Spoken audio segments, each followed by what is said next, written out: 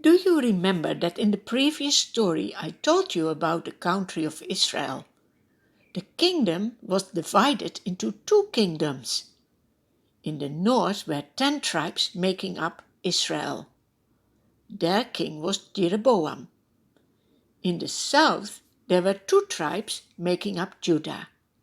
They were ruled by Rehoboam. But now Rehoboam has died. The people have crowned his son Abijah as king. He rules in Jerusalem. There is the temple of God. Do you see the priests doing their jobs? The people of the kingdom of Jeroboam don't come to Jerusalem any longer.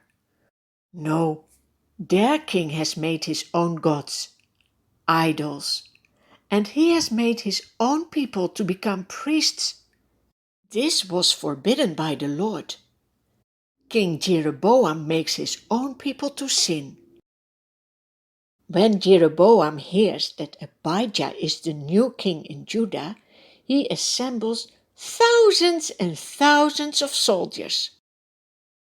King Abijah can only gather half of that number in his army.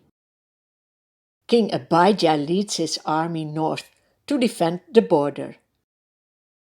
When they reach a mountain and can see the battlefield below, King Abijah shouts to the army, "Listen to me, King Jeroboam, and all Israel!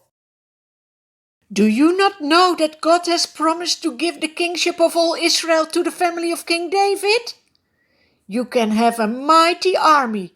You can even have your golden calves with you. It will not help you.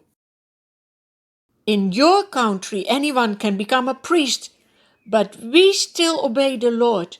Our priests are all from the family of Aaron, like the Lord has said us to do so. They bring the sacrifices in the temple every morning and evening.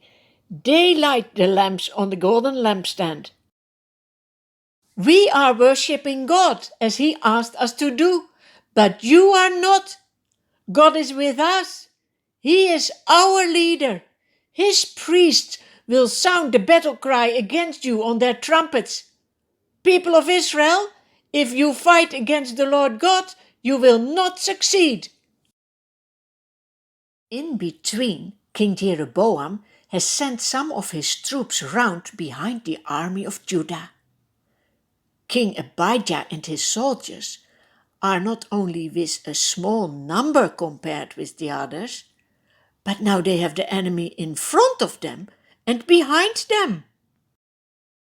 The army of Judah cries out to the Lord for help, while the priests sound their trumpets.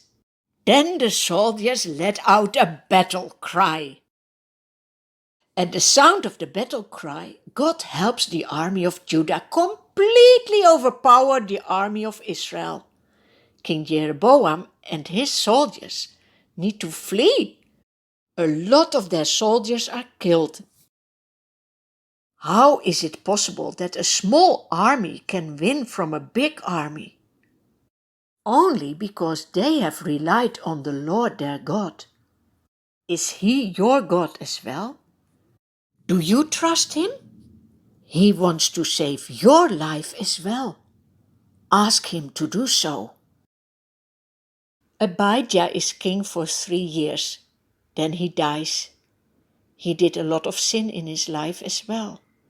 He didn't trust the Lord like his grandfather David did. But the Lord keeps His promises. The son of Abijah, Asa, becomes the new king, because God has promised that there would always be a king of the family of David.